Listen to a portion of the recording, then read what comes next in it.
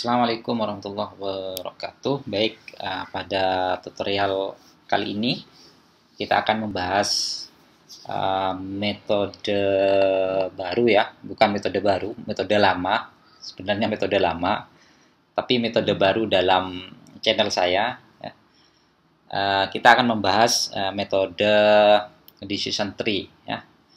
Jadi kalau tutorial sebelumnya, pada pertemuan sebelumnya kita sudah membahas tentang KNN. Ya. Jadi pada kesempatan ini kita akan membahas tentang decision tree. Untuk mempercepat coding gitu ya, untuk mempercepat, saya copy paste dari coding sebelumnya yang membahas tentang KNN. Jadi database-nya tetap, ya pemisahan data latih dan data tesnya tetap, terus pemisahan antara input latih dan label tetap, tidak akan mengubah di situ. Untuk lebih detail bagaimana proses memilah ya, memisahkan antara data latih dengan data testing itu bisa ditonton di video sebelumnya. Di sini kita fokus pada bagaimana memodelkan dengan metode decision tree ya. Yang pertama yang perlu kita lakukan ya, kita harus memanggil library-nya dulu. Kalau dulu kita pakai sklearn Negbird karena pakai KNN, sekarang kita akan memasukkan gitu ya, library decision tree ya, from sklearn ya, import tree ya. Nah, seperti itu. Jadi ini adalah untuk mengimport metode decision tree dalam library sklearn.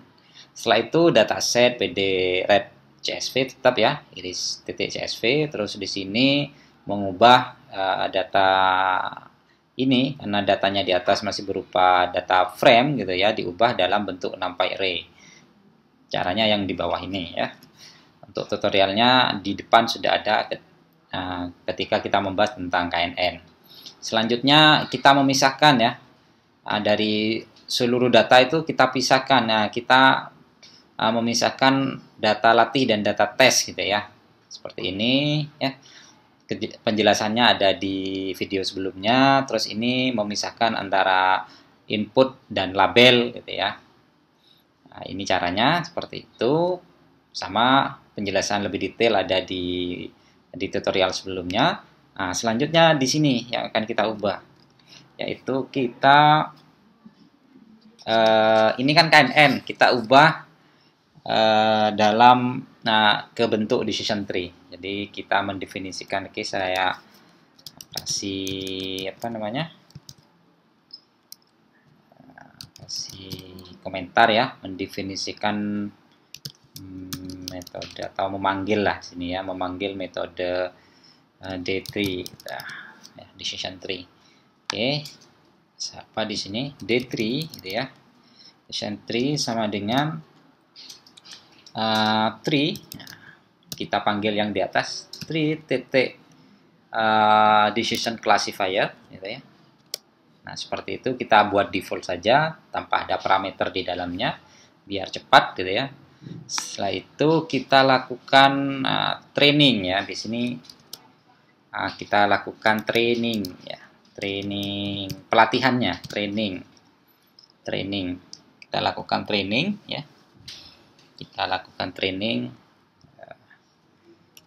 Jadi decision tree-nya kita latih dulu biar dia bisa nanti melakukan prediksi gitu ya. Kita latih dulu dengan cara D3 sama dengan D3 sama dengan D3 titik model ya, titik model, titik fit kita.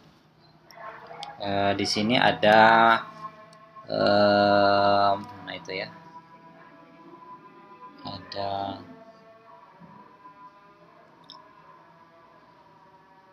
ini ada input latih ya. Input latih, info label latih. Label latih.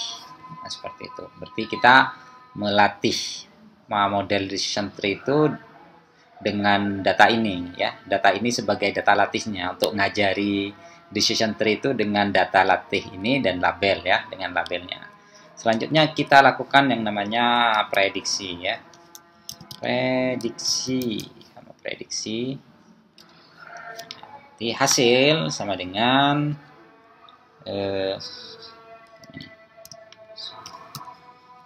hasil sama dengan D3 titik predik titik predik input testing. Nah, seperti itu. Setelah itu selesai. Nah, prediksi. Selanjutnya di sini target sebenarnya ini adalah label testing. Ya, kita ngambil target sebenarnya itu berarti kita ngambil ini ya, label di sini.